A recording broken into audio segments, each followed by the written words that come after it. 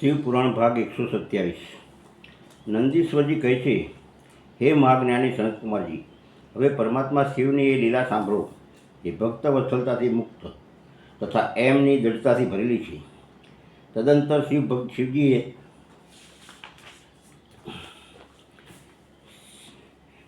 શિવજીએ બાણને લાવવા માટે તરત જ પોતાના અનુચરને મોકલ્યો।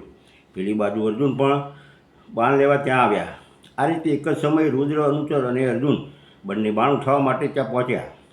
ત્યારે અર્જુને એને ડરાવી ધમકાવીને પોતાનું બાણ ઉઠાવી લીધું। આ જોઈને અનુચરે કહ્યું, હે ઋષિ તમ, આપ શા માટે આ બાણ લઈ રહ્યા છો? એ તો અમારું સહાયક છે, એને છોડી દો। ભીલરાજના અનુચરનું આવું કહેવાથી મુનિશ્રેષ્ઠ અર્જુને શંકરજીનું સ્મરણ કર્યું અને પછી આ પ્રકારે કહ્યું। અર્જુન બોલ્યા, હે વનેશ્વર, તું મોટો મૂર્ખ છે, તું વગર જાણે સમજે શું એક બકબક કરે છે। આ બાણને તો મેં હમણાં છોડી છે, પછી એ તારું કેવી રીતે કહી શકાય? એની ધાર અને આંકડા પીછા પર મારું નામ જ અંકિત છે, પછી એ તારું કેવી રીતે થઈ ગયું? ઠીક છે, તારો કુટિલ સ્વભાવ છૂટવું કઠણ છે। નંદીશ્વરજી કહે છે, હે મુને, અર્જુનનું આ કથન સાંભળીને ભીલરૂપી ગણેશ્વરને હસવું આવ્યું। ત્યારે તે ઋષિરૂપે વર્તમાન અર્જુનને આમ ઉત્તર આપતા બોલ્યા, હે તાપસ, સાંભળ, જણાય છે કે તું તપસ્યા નથી કરી રહ્યો। કેવળ તારો વેશ તપસ્વી નથી, કેમ કે સાચો તપસ્વી છળ કપટ કરતો નથી। ભલા જે મનુષ્ય તપસ્યામાં નિરત છે, એ કેવી રીતે મિથ્યા ભાષણ કરશે? કેવી રીતે છલ કરશે? અરે તું મને એકલો ન જાણ, તને જ્ઞાન હોવું જોઈએ કે હું એક સેનાનો અધિપતિ છું।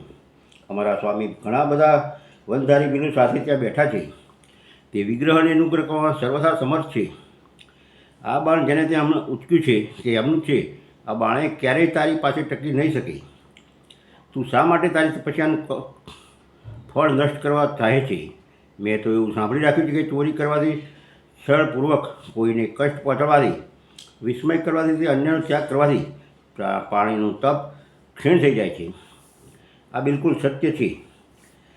આ ઉપર કુપિત થઈને અર્જુને એને કેટલી વાતો કહી। બંનેમાં મોટો વિવાદ થયો। અંતમાં અર્જુને કહ્યું, હે વનધારી ભીલ, તો મારી મૂળ સારવાર સાંભળી લે। જે સમયે તારો સ્વામી આવશે એ સમયે હું એને એના ફળ ચકાડીશ।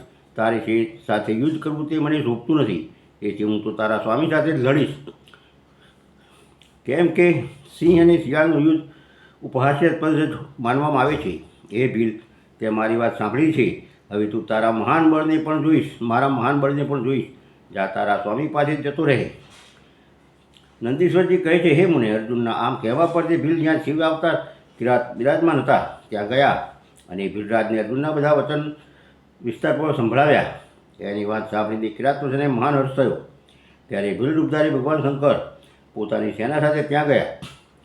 પેલી બાજુ પાંડુપુત્ર અર્જુને પણ સેના જોઈ, ત્યારે તે પણ ધનુષ બાણ લઈને સામે આવીને ઊભો રહ્યો। તદંતર કિરાને પુરત એ દૂતને મોકલ્યો અને એના દ્વારા ભારતવંશીય મહાત્મા અર્જુનને આમ કહેવડાવ્યું। કિરાતે કહ્યું, હે તપસ્વી, જરા આ સેનાની તરફ દૃષ્ટિપાત કર। અરે હવે તમે બાણ છોડીને જલ્દીથી ભાગી જાઓ। શા માટે તમે આ સમય એક સામાન્ય કામ માટે પ્રાણ ગુમાવવા ચાહો છો? નંદીશ્વરજી કહે છે, હે મુને, જ્યારે અર્જુનની બધી રીતે રક્ષા કરવા માટે કિરાત રૂપધારી પરમેશ્વર શંભુએ એની ભક્તિની દૃઢતાની પરીક્ષા નિમિત્તે આવી વાત કહી, ત્યારે તે દૂત તે જ સમયે અર્જુનની પાસે પહોંચ્યો। એને આખું વૃત્તાંત વિસ્તાર પર કંઈ સંભળાવ્યું। એની વાત સાંભળીને અર્જુને આવેલા તને પુનઃ કહ્યું, હે દૂત, તું જઈને તારા સેનાપતિને કહે કે તમારા કથન અનુસાર કરવાથી બધી વાતો વિપરીત થઈ જશે। જો હું તમને પોતાનું બાણ આપી દઉં તો નિસંદેહ પોતાના કુળને દૂષિત કરનારો સિદ્ધ થઈ। એટલા માટે ભલે મારા ભાઈ દુખાંતે થઈ જાય તથા મારી બધી વિદ્યાઓ નષ્ટ થઈ જાય, પરંતુ તમે આવો તો ખરા। મેં એવું ક્યારેય નથી સાંભળ્યું કે ક્યાંય સિંહ શિયાળથી ડરી જાય। આ પ્રકારે રાજા ક્યારેય પણ વનેચરથી ભયભીત ન થઈ શકે। નંદીશ્વરજી કહે છે, હે મુને, અર્જુનનું આવું કહેવાથી દૂત પુનઃ પોતાના સ્વામી પાસે આવ્યો અને અર્જુને કહેલી વાત સંભળાવી। એ સાંભળીને કિરાત વેશધારી સેનાધ્યક્ષ મહાદેવજી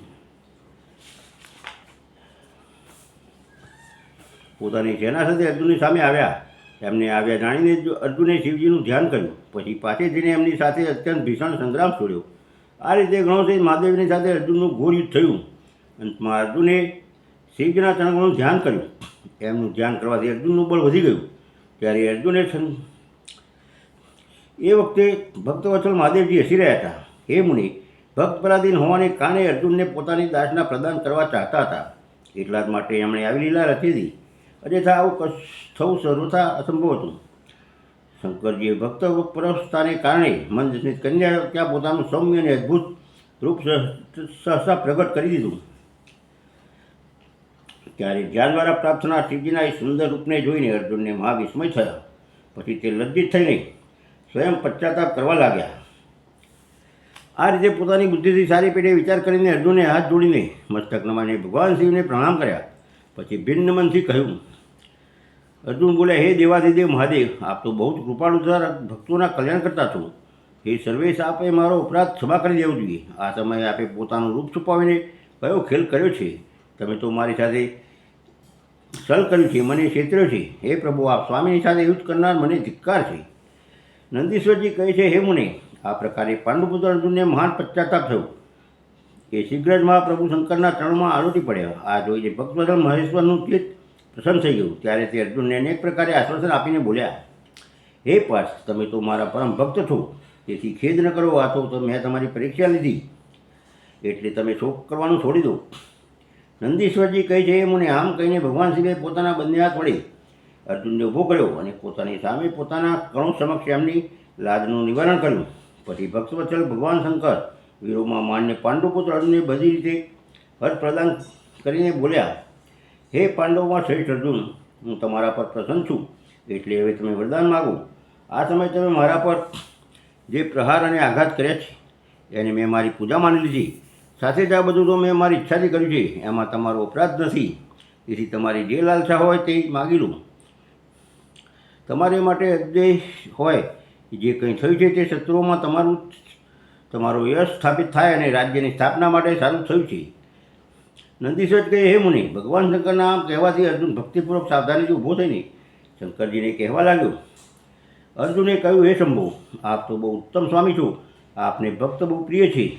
ભલા હું આપની કરુણાનું શું વર્ણન કરું? સદાશિવ, આપ તો બહુ કૃપાળુ છું. આમ કહીને અર્જુને મહાપ્રભુ શંકરની સદભક્તિયુક્ત વેદ સંમત સ્તુતિનો આરંભ કર્યો. અર્જુન બોલ્યા, આપ દેવાધિદેવને નમસ્કાર. હે કૈલાસવાસી, આપને પ્રણામ છે. હે સદાશિવ, આપને અભિવાદન છે. હે પંચ પ્રમુખ પરમેશ્વર, આપને હું મસ્તક નમાવું છું.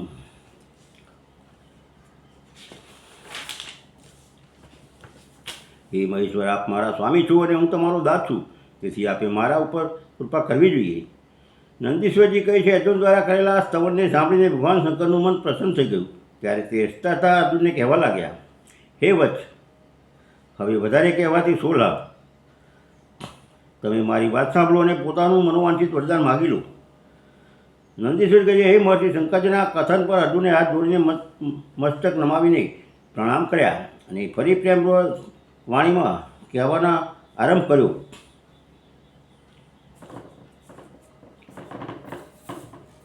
અર્જુને કહ્યું, હે વિભુ, આપ તો સ્વયં અંતર્યામી રૂપે સૌની અંદર બિરાજમાન છો. આવી દશામાં હું શું કહું? તથાપિ હું જે કંઈ કહું છું એને આપ સાંભળો.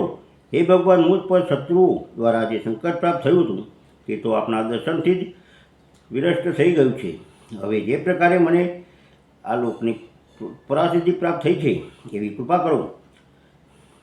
હે મુને, આટલું કહીને અર્જુને ભક્તવત્સલ ભગવાનને નમસ્કાર કર્યા અને પછી તે હાથ જોડીને માથું નમાવી દે એની પાસે ખડા થઈ ગયા. ત્યારે સ્વામી શિવજીએ તે જ્ઞાન થયું કે આ પાંડુપુત્ર અર્જુન મારી અનન્ય ભક્ત છે. ત્યારે તે પણ પરમ પ્રસન્ન થયા. પછી મહેશ્વરે પોતાના પશુપાત નામના અસ્ત્રને, જે સર્વથા સમસ્ત પ્રાણીઓ માટે દુર્જય છે, અર્જુનને આપી દીધું અને આ પ્રકારે કહ્યું. શિવજીએ કહ્યું, હે વત્સ, મેં તમને મારા મહાન અસ્ત્ર આપી દીધું છે. એને ધારણ કરવાથી હવે તમે સમસ્ત શત્રુઓને માટે અજય થઈ ગયા. જાઓ, વિજય લાભ કરો. સાથે જ હું શ્રી કૃષ્ણને પણ કહીશ એ તમારી સહાયતા કરશે. કેમ, એ શ્રી કૃષ્ણ મારા આત્મ સ્વરૂપ ભક્ત અને મારું કાર્ય કરનારા છે.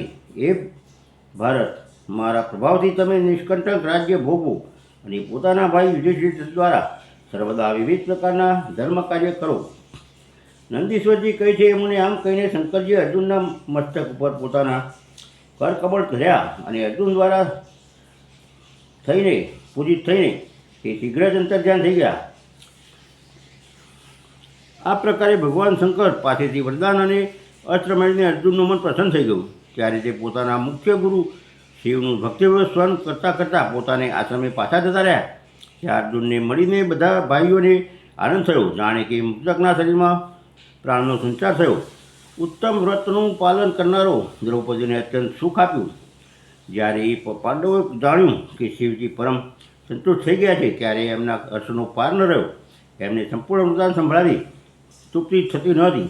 એ સમયે આશ્રમમાં મહામનસ્વી પાંડવોનું ભલું કરવા માટે ચંદનની પુષ્પોની વૃષ્ટિ થવા લાગી. ત્યારે એમણે હર્ષપૂર્વક સંપત્તિદાતા અને કલ્યાણ કરતા શિવને નમસ્કાર કર્યા. અવધિ 13 વર્ષની અવધિ સમાપ્ત થઈ ગઈ. એ નિશ્ચય કર્યો કે અવશ્ય જ આ મારો વિજય થશે.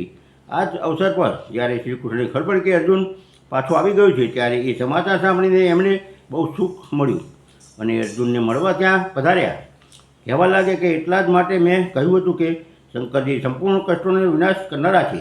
હું નિત્ય એમની સેવા કરું છું, તેથી આપ લોકો પણ એમની સેવા કરો. હે મુને, આ રીતે મેં શંકરજીના કિરાત નામના અવતારનું વર્ણન કર્યું. જે આને સાંભળે અથવા બીજાને સંભળાવે એની બધી જ કામનાઓ પૂર્ણ થઈ જાય છે. ભાગ 127 પૂરો.